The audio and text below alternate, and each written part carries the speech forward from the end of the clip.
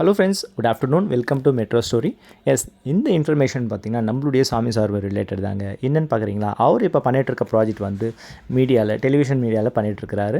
So serial, ஆக்சுவலாக Mahanadi serial அந்த some ப்ராஜெக்ட்டும் பண்ணுறாரு. அதுவும் இல்லாமல் சம் ஆட்ஸும் வந்து பண்ணி கொடுத்துட்ருக்கிறாரு.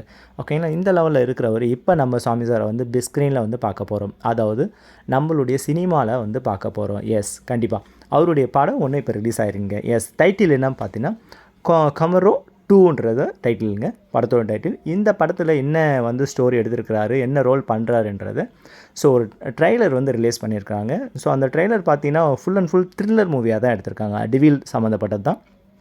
ஸோ எதனால் அந்த ஃபஸ்ட் ப்ராஜெக்ட் அவர் அதில் இன்வால்வ் ஆகிருக்கார் அப்படின்னு பார்த்தீங்கன்னா, பிகாஸ் டிவில் த்ரில்லர்னு படம்னா எல்லா ஆடியன்ஸுக்கும் மோஸ்ட்லி லைக் பண்ணி பார்ப்பாங்க இல்லையா. ஸோ அந்த கான்செப்டை தான் அவர் எடுத்திருக்காரு. அது மட்டும் இல்லாமல் ட்ரெய்லரில் வந்து நம்மளுடைய சாமி சார் மாஸ் என்ட்ரிலாம் இருக்குது. ஃபுல் அண்ட் ஃபுல் அவரை வந்து நம்ம படத்தில் வந்து முழுசாக பார்க்கலாம். அவரை வந்து டெப்த்தாக பார்க்கலாம் அப்படின்ற மாதிரி தான் இருக்குது படம். மேபி படம் ரிலீஸ் ஆகி தேட்டரில் போய் எல்லோரும் பாருங்கள். பார்த்தீங்கன்னா எந்த மாதிரி அவர் நடிச்சிருக்காரு, அடுத்த சாமி சாரை நம்ம மூவி பிக் ஸ்க்ரீனில் பார்க்கும்போது எந்த மாதிரி அவர் ரியாக்ட் கொடுத்துருக்கான்றதை நம்ம கண்கூடாக பார்க்கலாம். எஸ், அவருக்கு வந்து ஃபஸ்ட்டு கங்க்ராச்சுலேஷன் கொடுத்துக்கலாம். எஸ், கங்க்ராஜ் சார், படம் வந்து 100 நாள் ஹிட் ஆகணும். எஸ், மாஸ் ஹிட் ஆகணும். அது இல்லாமல் இந்த லாங்குவேஜ் படம் வந்து பார்த்திங்கன்னா உங்களுக்கு எல்லா லாங்குவேஜிலும் ரிலீஸ் பண்ண போகிறதா ஒரு தகவல் வந்திருக்கு. எஸ், பொறுத்திருந்து பார்ப்போம் எப்படின்றது. ஓகேங்களா, தேங்க்யூ.